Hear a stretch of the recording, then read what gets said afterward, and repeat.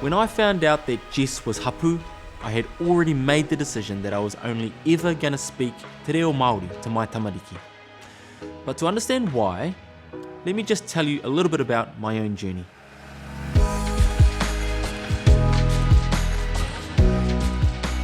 Although I grew up speaking te reo during school hours, the truth is that speaking te reo Māori has never come naturally. I have always had to work at it, every day. And I still think and dream in English 90% or more of the time. But just like my parents wanted my reo to be dramatically better than theirs ever was, I felt it was my responsibility that the reo of my tamariki would far exceed mine. Today's kupu hou is mahinga kāinga. Mahinga kāinga. Mahinga kāinga. And mahinga kāinga is the Māori word for homework. Here's how you can use it in an English sentence. Go to your bag and grab your mahinga kāinga. Let's get into it now. Here's how you can use it in a Māori sentence. Te aria aroha. E aha ana koe, babe.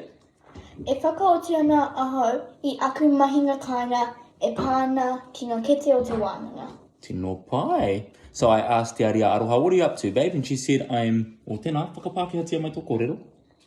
I am finishing up my homework about the 3 baskets of knowledge. Ka pai. I have 3 tamariki now, and I have never spoken English to any of them.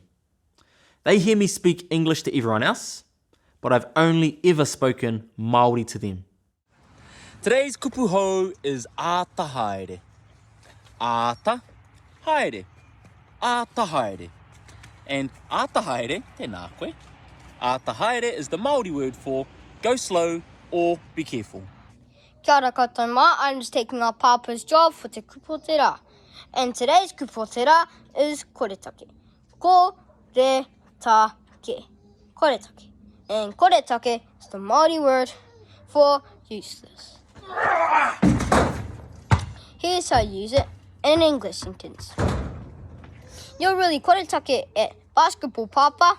Hey, and here's how you can use it in a Māori sentence. He koretake tēnei rorohiko. This laptop sucks. As our conversations have become more mature, I have had to keep learning. They still don't speak Māori to each other as much as I wish they would. And I see them speaking English to their friends at kura all the time, which is exactly what I used to do too. Every day I hear them try to express themselves or tell me something in te reo Māori. But the way that they say it lets me know that they're thinking about what they're trying to say in English before trying to translate the words into Māori. All of those struggles are still real, but their reo is so much better than mine ever was at their age. And that's because Māori is not just a reo that they speak at kura. Kia ora koutou mā, we're just taking up Pāpā's job for te kupu o te rā. Today's kupu o te rā is whānau. Whānau. Whānau. And whānau is the Māori word for family. Here's how you use it in an English sentence. What are you and the whānau up to this week? And here's how you can use it in a Māori sentence. Aha ko te aha he whānau ko tahi tātou, which means no matter what happens, you'll always be a family. They hear it every day at home, in the car, at the shops, when I'm cheering them on from the sidelines, and when they spend time in our whānau businesses. It's a normal part of their life, and I'm proud that we've built that environment for them. In my experience, it takes work. It took about 3 years before my eldest daughter started responding to me in te reo. That's the commitment that it takes. But I know now that those early years are absolutely the most critical ones. Today's kupu hou is tangiweto. Tangiweto. Tangiweto.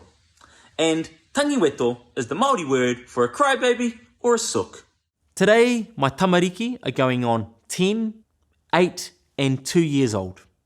Their reo is not perfect, and neither is mine.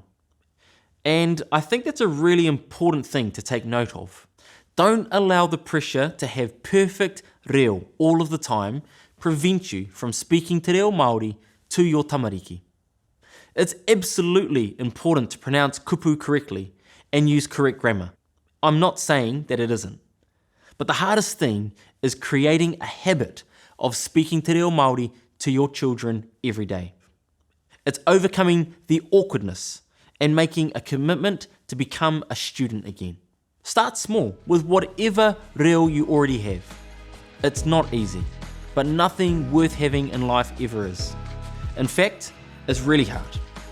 But it's so worth it to have tamariki who are not only proud of both sides of their whakapapa, but who can stand confidently on their own 2 feet and speak in English or te reo Māori.